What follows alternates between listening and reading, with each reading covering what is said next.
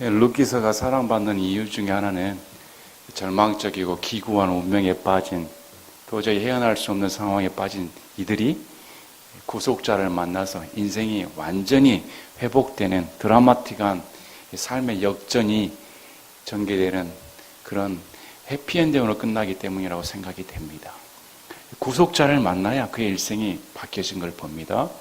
그래서 룻기서는 전체적으로 앞으로 오실 메시아 예수 그리스도를 예표합니다. 룻의 절정은 곧 갈보리 십자가에 달린 예수님을 가리키는 복음서입니다. 오늘 말씀을 통해서도 말씀 제목이 내 슬픔이 변하여 기쁨으로, 나오미가 얼마나 슬퍼했을까, 또 룻의 처지가 얼마나 한탄스러웠을까, 그런 한많은 인생 가운데 구속자가 찾아와 주셔서 일방적으로 받아줌으로 말미암아 그 일생이 완전히 회복돼 버리는, 감히 상상할 수 없었던 일이 실제적으로 벌어졌다는 겁니다. 이 일은 실제적인 우리 일상생활에서도 반응하는 일입니다. 여기에는 우리 흔히 특별 새벽 기도회, 산에서 기도하고 이래서 인생을 바꿔봐야겠다, 하나님께 매달려서 어찌하든 간에 기도를 역전시켜야겠다, 이런 장면 나오지 않습니다. 평범하게 일상적인 생활 가운데 하나님을 섬기는 것이 무엇인가를 잘 보여주고 있습니다. 오늘날 우리 교회의 잘못된 중에 하나는 일상생활에서 삶의 능력이 드러나지 않는다는 겁니다. 교회에 가서, 기도원에 가서 열심히 기도 생활을 하는데 전혀 삶에 영향력 끼치지 않기 때문에 과연 그의 일생이 하나님 편에서 바른 일생인가? 그러나 오늘 말씀 룻기서에 보면 그런 장면 나오질 않습니다. 그런 장면이 하나도 없음에도 불구하고 결국은 하나님께서 나오미와 룻을 돌보시고 그들의 인생 가운데 충분하게 보상해 주시는 분이심이 증거되고 있다는 겁니다. 이런 것은 우리가 바른 생활은 무엇인가, 신앙생활은 어떻게 해야 되는가를 가르쳐 주는 겁니다. 그래서 이 룻기에서는 악이 나오지 않습니다. 악한 말이 언급되지 않습니다. 선한 공동체인 겁니다. 하나님의 율법을 존중시하고 순종이 따르며 헌신이 따르며 희생이 무엇인가를 잘 가르쳐주고 있습니다. 이것은 교회 내에서도 마찬가지입니다. 교회 내에서 하나님을 섬기는 것이 무엇인가, 희생이 무엇인가, 겸손이 무엇인가, 순종이 무엇인가, 이 모든 과정을 하나님께서는 보고 계신다는 겁니다. 오늘 많은 사람들은 기도를 그냥 열심히 부르짖으면 하나님께서 다 들어주시겠지. 물론 필요합니다. 필요함에도 불구하고 일상생활에서 룻의 헌신을 하나님께서는 눈여겨보고 계셨다는 겁니다. 처음부터 끝까지 우리의 삶을 하나님께서는 지켜보고 계시는 겁니다. 어떻게 신앙생활을 하고 있으며 어떻게 생활하고 계시는가. 또 나오미를 통해서도 은혜를 받습니다. 나오미는 하나님을 잘 믿는 사람 아닙니다. 그냥 하나님을 원망의 대상으로 생각했습니다. 하나님께서 나를 치셨기 때문에 내 지경이 이렇게 됐다. 그가 신앙을 회복해서 하나님께 매달렸다는 말 나오질 않습니다. 그럼에도 하나님께서는 나오미를 불쌍히 여겨주시고 그 인생에 간섭하여 주셔서 놀라운 축복으로 갚아주신다는 겁니다. 만약에 하나님께서 우리 행위를 달아보시고 행위대로 갚아주신다면 저와 여러분은 다 망해야 되는 겁니다. 그럼에도 여전히 부족하고 여전히 불평이 있으며 여전히 불신 가운데 사로잡힌 이런 자를 하나님께서 은혜를 베푸셨기 때문에 그래서 하나님의 은혜가 돋보이는 겁니다. 그래서 오늘 말씀은 과연 우리 지금 여러분의 상황 가운데, 여러분의 현실 가운데, 앞으로 닥치는 가운데 깊은 슬픔과 고난에 빠진 분들에게 위로의 말씀이 되셨으면 합니다. 우리의 구속자 예수님은 여러분의 슬픔을 기쁨으로 바꿔줄 수 있는 능력의 하나님이십니다. 여러분의 공공한 처지를 완전히 부하게 만드실 수 있는 그런 능력의 하나님이시다. 구속자를 만나야 되는 겁니다. 그래서 룻이 인생의 구속자인 보아스를 만나서 완전히 새로운 삶을 살게 된 것처럼 우리 믿는 자들, 안 믿는 자들 할 것 없이 다시금 이 구속자이신 예수님께 매달려야 되는 겁니다. 그분이 나의 친족으로서 나를 이 상황에서 능히 구속해 주실 유일한 나의 구원자이시다. 본 말씀이 이제 넘치는 찬양이 나옵니다. 그 찬양이 우리 찬양이 되길 원합니다. 우리 찬양이 되어서 내 마음 가운데 기쁨이 넘쳐 나의 현실을 이렇게 바꿔주신 하나님이 실제로 살아계신다. 이렇게 고백하는 귀한 시간이 되시기를 바랍니다. 4장 11절에 이제 보아스가 룻을 정식적으로 맞아들이는 장면이 나옵니다.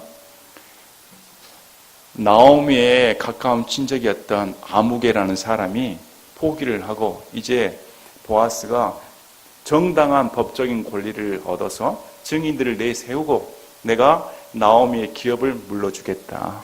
그리고 뿐만 아니라 룻과 결혼하여 룻이 낳은 아들에게 상속 유업을 물러주겠다. 죽은 자의 이름으로 물러주겠다. 이렇게 선언을 하고 이제 공식적인 절차에 밟습니다. 성문 안에 있던 온 백성과 장로들이 이르되 우리가 증인이 되었나니 주께서 내 집에 들어간 여인으로 하여금 이스라엘의 집을 세운 라헬과 레아 두 사람 같게 하시기를 원하노라. 내가 에브라데에서 훌륭하게 행하고 베들레헴에서 유명하게 될지니라. 온 백성과 장로들은 이 두 사람을 축복해 주었습니다. 룻을 축복을 해줍니다. 룻은 이방년이었습니다. 아무도 거들떠보지 않고 바로 그 전날까지 이삭을 줍던 가련한 비천한 여인이었습니다. 그런데 이 여인이 오직 보아스의 은혜로 말미암아 보아스의 호의로 말미암아 구속해 주겠다는 겁니다. 구속해 주어서 온 백성과 장로들이 이 여인이 라헬과 레아 같은 이스라엘을 세운 여인과 같게 되기를 원하노라. 모압 여인이었습니다. 과부였습니다. 누가 눈여겨봤겠습니까? 그런데 백성들이 어떻게 칭송하냐면 이스라엘의 12지파를 낳은 라헬과 레아 같은 그런 가문의 뿌리가 있는 유명한 여인이 되기를 칭송해 주는 겁니다. 축복해 주는 겁니다. 뿐만 아니라 베레스에게도 보아스에게도 에브라데에서 훌륭하게 행하고 베들레헴에서 유명하게 될지어다. 보아스는 어떤 자였습니까? 보아스는 자기 어머니가 장녀입니다. 라합입니다. 장녀의 아들입니다. 그런데 백성들이 어떻게 말하냐면 보아스가 베들레헴에서 유명하게 되길 원한다. 또 주께서 이 젊은 여자로부터 내게 씨를 주사 분명히 백성들과 장로들은 주께서 씨를 주기를 원한다. 이렇게 축복해 주기를 원합니다. 두 사람이 만나 그냥 아이를 낳는 게 아니고 하나님께서 이 두 사람 가운데 역사해 주셔가지고 씨를 주어서 어떻게 말하냐면 다말이 유다에게 낳아준 베레스 집과 같게 하시기를 원하노라. 이 베들레헴은 유다 지파에 속한 사람입니다. 베레스 가문에 속한 사람입니다. 창세기 38장을 보면 다말 얘기가 나옵니다. 다말은 유다의 며느리입니다. 그런데 맏 아들이 죽어가지고 거기서도 자기 동생이 형수를 취해서 씨를 잊게 해줘야 되는데 그걸 거부해버립니다. 그래서 둘째 아들이 죽고 셋째 아들도 죽을까봐 유다가 주질 않으니까 다말이 변장을 하고 자기 시아버지와 관계를 맺어 나온 아들이 베레스입니다. 그런데 이 베레스가 베들레헴의 조상이기 때문에 이런 베레스 가문처럼 되기를 원한다. 이 축복의 말을 주는 겁니다. 자, 13절에 이에 보아스가 룻을 취하여 자기 아내로 삼고 그녀에게로 들어가니 여기 중요한 말씀이 나옵니다. 주께서 그녀를 수태하게 하심으로 그녀가 아들을 낳으매. 이전까지는 하나님 얘기가 나오질 않습니다. 이전까지는 하나님께서 룻에게 어떻게 관여를 하셨는지, 보아스에게 어떻게 관여를 하셨는지, 나오미에게 어떻게 관여를 하셨는지 전혀 언급이 안 돼 있는데 바로 이 구절에서 주께서 그녀를 수태하게 하셨다. 이 말씀은 하나님께서 근본적인 축복의 원인이 하나님께 있으며 이 인생을 처음부터 끝까지 지켜보고 계셨다는 겁니다. 역사의 주체가 하나님이라는 것을 본 구절에서 나와주는 겁니다. 여러분이 구원받는 거 하나님이 주체이십니다. 여러분이 신앙하는 거 하나님이 주체이십니다. 여러분이 복받는 거 하나님이 주체이십니다. 그분은 눈에 보이지는 않지만 우리 삶 가운데 여전히 역사하셔서 우리의 복의 근원으로서 똑같게 역사해 주신다. 인생의 복의 근원은 하나님이신 것입니다. 보아스와 루시 아무리 자기들이 눈 맞아서 결혼했다 하더라도 아들이 나오지 않는다면 그건 불행한 인생입니다. 분명히 아들이 나와서 상속 유업을 받아야 되는 겁니다. 그래서 복음의 총체적인 것은 우리 하나님께 있다는 겁니다. 이들도 복된 근원이 되는 것은, 이들에게 상속 유업이 되는 것은, 이들이 기쁨의 근원이 되는 것은 아들을 낳아야 되는 겁니다. 그런데 그 아들을 주께서 주셨다. 하나님께서 주셨다는 겁니다. 하나님께서 우리 인생을 관장하신다. 아멘. 자, 여인들이 나오미에게 이르되 주를 찬송할지로다. 그분께서 이날 너를 친족이 없게 내버려 두지 아니하셨도다. 그의 이름이 이스라엘에서 유명하게 되기를 원하노라. 자, 여인들은 나오미가 처음 베들레헴에 왔을 때 이 온 백성들은 어떻게 말했습니까? 이는 나오미가 아니냐? 근 10년 전에 유력한 자로서 땅을 다 팔아 소유권을 가지고 이제 이민 가가지고 떵떵거리고 잘 살 줄로 알았는데 완전히 폭삭 망해가지고 그것도 자신들이 멸시하는 모압 과부 여인을 데리고 온 거지 인생인 나오미가 아니냐? 찬송할지로다. 나오미는 나에게 나오미란 말 하지 말아라. 나오미란 말은 기쁨이란 말인데 나에게는 어울리지 않는 말이다. 내 인생을 하나님께서 치셨기 때문에 너무 비통하다, 슬프다. 나는 저주받은 인생이다. 너희들로부터 칭송받을 인생이 아니다. 한탄에 있는 인생이다. 이런 절망 가운데 인생이다. 그래서 내 이름을 말하라 해라. 쓰다란 말입니다. 쓴 건 먹고 싶습니까? 달콤한 인생이 좋지 않습니까? 난 내 인생 자체가 쓴맛일 뿐이다. 고통일 뿐이다. 지금도 내 인생은 썩어져 가고 있다. 그런 말 나에게 하지 말아라. 이렇게 했는데 지금 어떻게 말합니까? 주를 찬송할지로다. 나오미 인생 가운데 그 원망의 대상이 있던 하나님이 이제 찬송의 대상이 되었다는 겁니다. 무엇 때문입니까? 보아스의 구속 때문에. 예수님을 만난 인생이 그렇게 되는 겁니다. 예수를 만난 인생이 그 전에는 내 인생이 저주거리, 내 인생이 원망거리, 내 인생이 불평거리, 내 인생에 아무 의미가 없어. 그런데 예수를 만났어도 그런 한탄 가운데 있는 사람이 많다는 겁니다.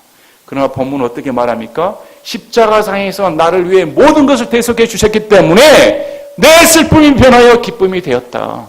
갈보리를 가리키고 있는 겁니다. 우리의 구속자는 예수님입니다. 자, 그분께서 이날 너를 친족이 없게 내버려 두지 아니하셨도다. 나오미에게 친족이 없었다면 이런 복된 생활을 맞이할 수가 없습니다. 나오미는 보아스를 통해서 재산이 회복되었습니다. 가족이 회복되었습니다. 기쁨이 회복되었습니다. 이제 더 이상 이삭 죽으러 갈 필요가 없는 겁니다. 더 이상 남의 눈치를 보면서 식량거리 걱정할 필요가 없습니다.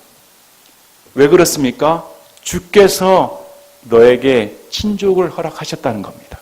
친족이 없게 내버려 두었다면 너는 여전히 비참한 일생 그대로 빠져서 살 그런 운명에 처해져 있었습니다. 그러나 하나님께서 친족을 주셨기 때문에 너가 그 친족으로 말미암아 이런 영광을 누리게 되었다는 겁니다. 마찬가지입니다. 우리 하나님께서는 우리에게 친족이신 예수님을 주신 겁니다. 이 예수님을 주시지 않았더라면 우리는 여전히 지옥 갈 운명에 빠질 자였습니다.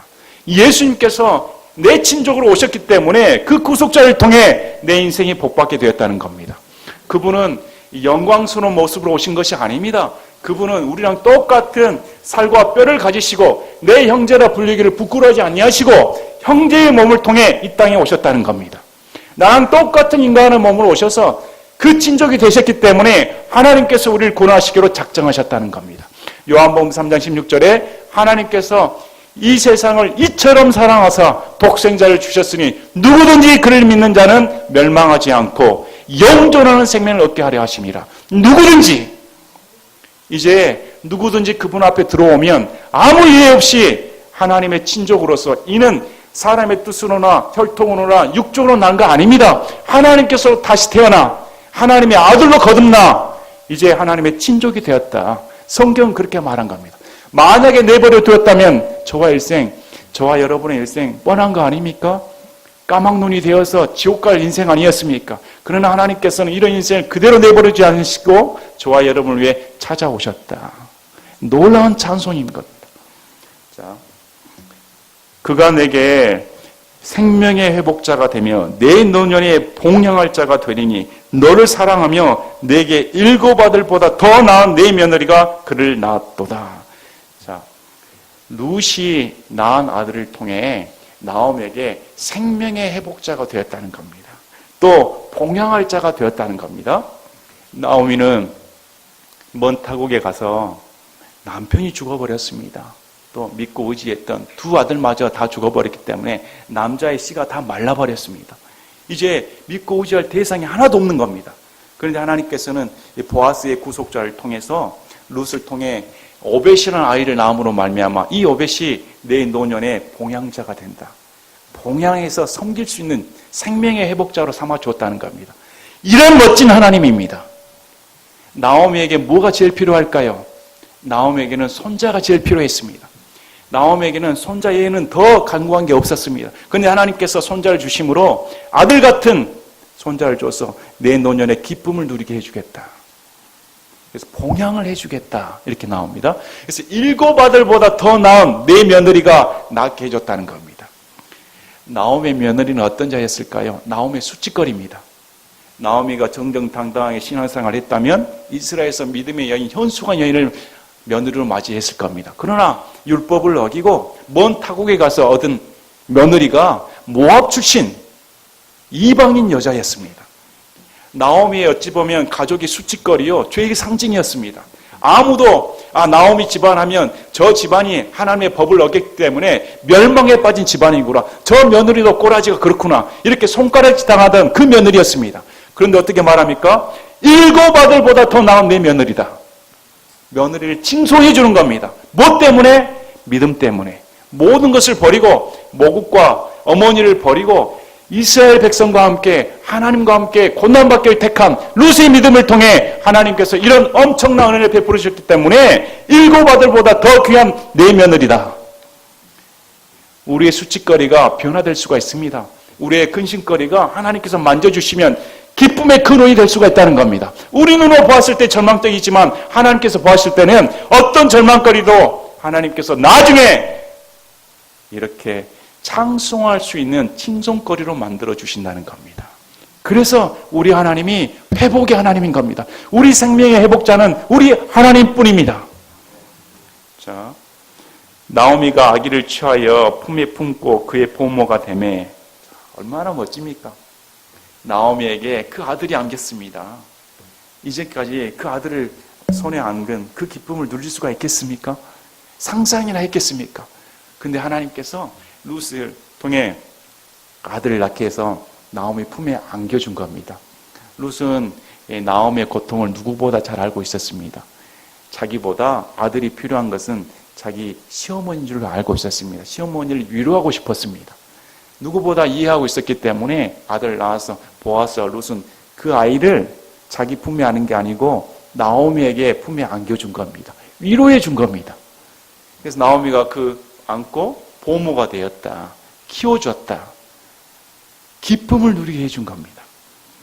자, 그녀 이웃 여인들이 그 아이에게 이름을 주며 이르되 나오미에게 아들이 태어났다 하며 그의 이름을 오벳이라 했는데 그는 다윗의 아버지인 이새의 아버지니라.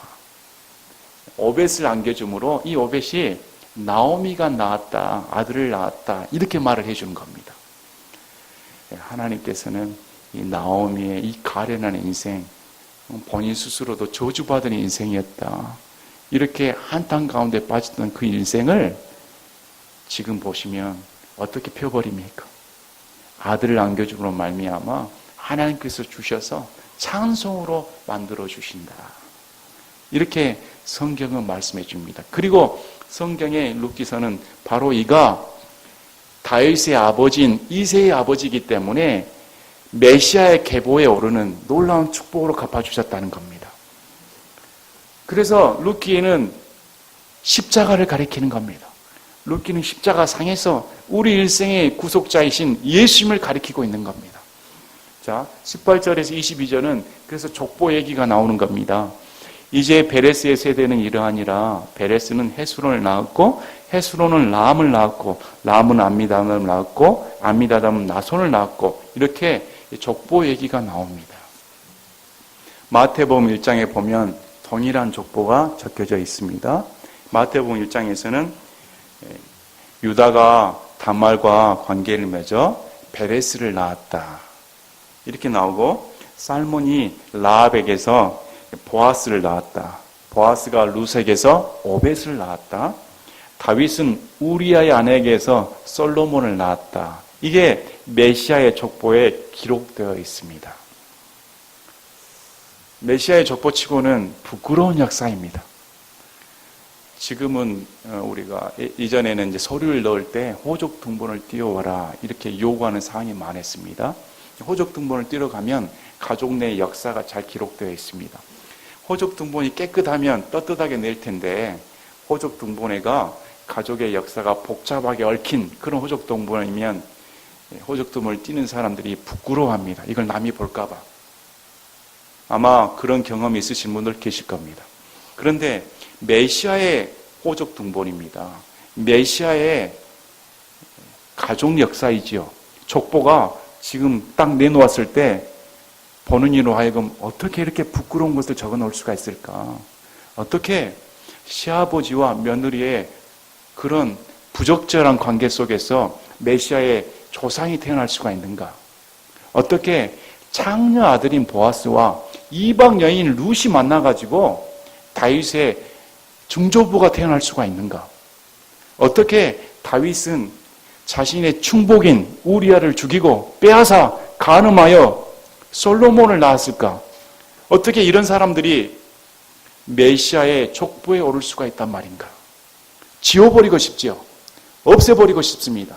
깨끗하게 없는 걸로 하고 싶습니다. 왜 적어놨습니까? 예수 그리스도의 족보에는 누구든지 오를 수가 있다는 겁니다. 이것이 보편적인 구원을 가르치는 겁니다. 하나님께서는 디모데전서 2장 4절에 그분은 모든 사람이 구원을 받고 진리를 아는 데 이르기를 원하노라. 요한복음 15장 16절에도 누구든지 거듭 말합니다. 누구든지 목마른 자는 다 내게 오라는 겁니다. 누구든지 믿는 자는 멸망하지 않는다는 겁니다. 그래서 복음에는 한계성이 없는 겁니다. 어떠하게 저주받은 인생을 할지라도 어떠한 부적적인 관계를 가졌을지라도 어떠한 죄악 가운데 빠졌을지라도 믿음으로 나온 자는 다 예수 그리스도의 족보에 오른다.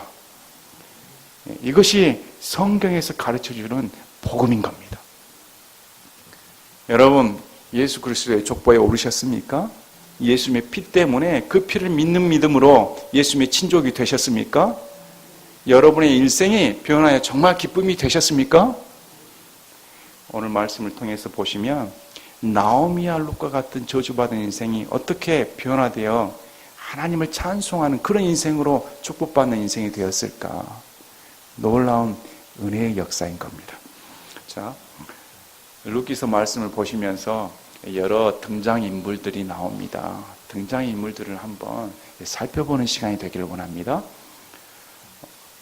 인생에서는 선택이 필요합니다. 현세의 선택이 상황 면에서는 정당성을 부여하지만 그 선택 자체가 영혼을 결정짓는 선택이 될 수가 있다는 겁니다. 잘못된 선택을 한 사람이 두 사람 나옵니다.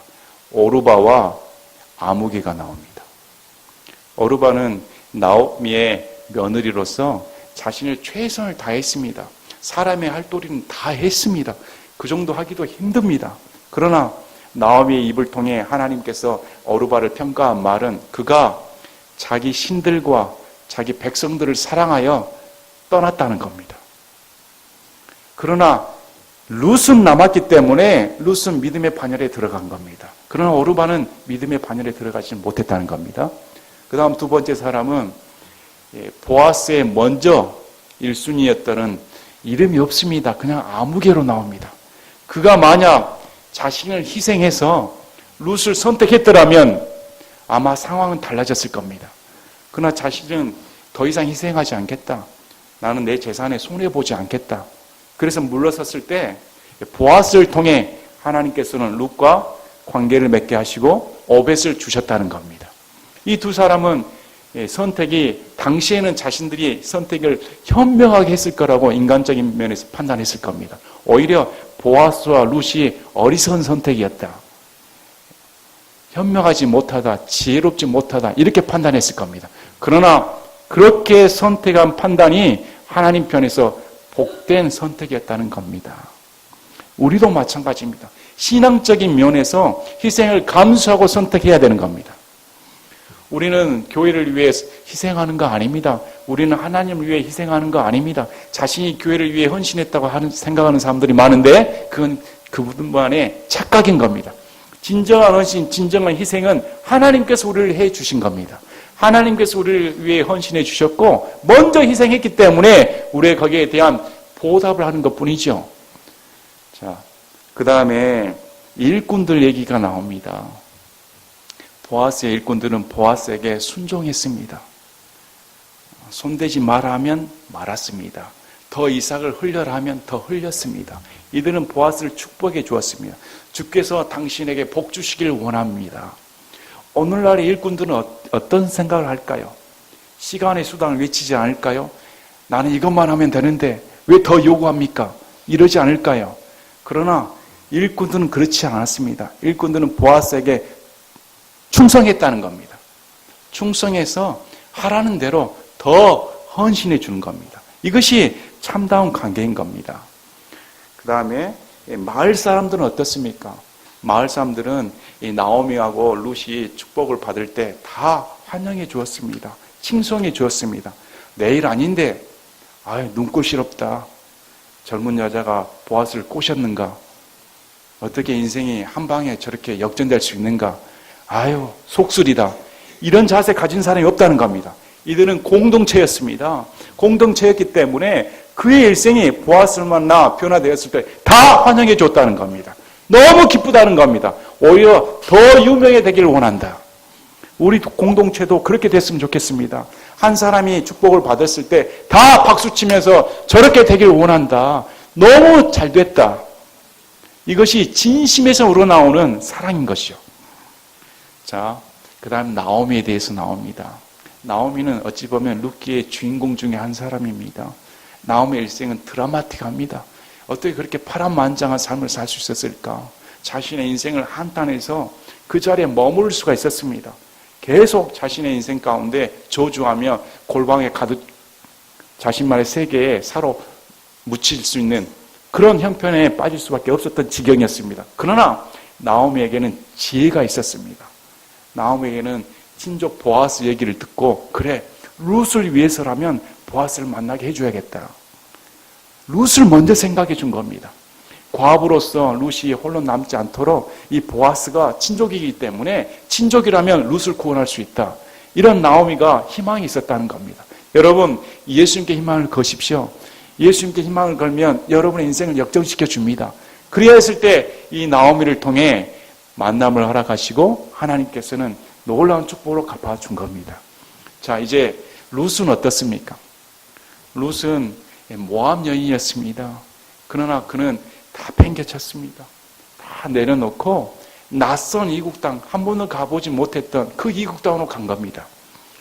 만약에 저보고 아프리카 오지로 가라면 저는 안 가겠습니다. 아프리카 오지로 가서 다시 새 삶을 살라 하면 저는 떠날 용기가 없습니다. 그런데 한 번도 가보지 못했던 그런 낯선 나라로 따라서 나갔다는 겁니다. 따라서 나가서 한 일이 이삭 줍기였습니다. 가끔 폐품 수집하러 가는 나이 드신 분들 보입니다. 그분들 볼 때 과연 저게 돈 몇 푼어치가 될까? 왜 저렇게 리어커를 끌고 다니면서 그 고생하시는가? 가슴이 짠하기도 합니다. 만에 하나 여러분에게 여러분이 먹고 살기 위해 폐품 수집하러 다니십시오 하면 과연 여러분들 중에 몇 분이 그런 행위를 할까요? 자신 있으십니까? 그런데 룻은 했다는 겁니다. 룻은 아무리 비천한 일을 할지라도 한 겁니다. 보아스를 만난 후에도 추수가 끝날 때까지 여전히 이삭을 줍고 있습니다. 이것은 이 룻의 기본적인 자세인 겁니다. 그에게는 헌신이 있었습니다. 나오미를 향한 봉양, 희생, 헌신이 몸에 배어있던 사람입니다. 또 보아스를 만났을 때도 어떻게 말합니까? 나는 은혜 받을 사람이 못 됩니다. 어떻게 나 같은 존재를 알아준단 말입니까? 이런 사람이 하나님께 은총을 받는 겁니다. 하나님께 은총 받는 사람은 이런 자세로 나온다는 겁니다. 하나님께 은총 받는 사람은 내가 없습니다. 나라는 없습니다. 나 같은 인생은 하나님 앞에 도저히 축복받을 만한 그런 사람이 아닙니다. 그리할 때 하나님이 눈여겨보신 겁니다. 보아스가 어떻게 말합니까? 내가 모국을 떠나 주의 날개 아래로 의지하러 왔기 때문에 하나님께서 충분히 보상해 주기를 원한다. 이렇게 말했던 보아스가 그 당사자가 룻의 보상이 되어준 겁니다. 우리 하나님은 멋진 하나님입니다. 자, 보아스는 어떤 사람입니까? 보아스는 율법을 그대로 지킨 사람입니다. 경건한 사람입니다. 그에게는 경건뿐만 아니라 율법을 초과하는 사람에 대한 배려, 사랑이 충만한 사람이었습니다.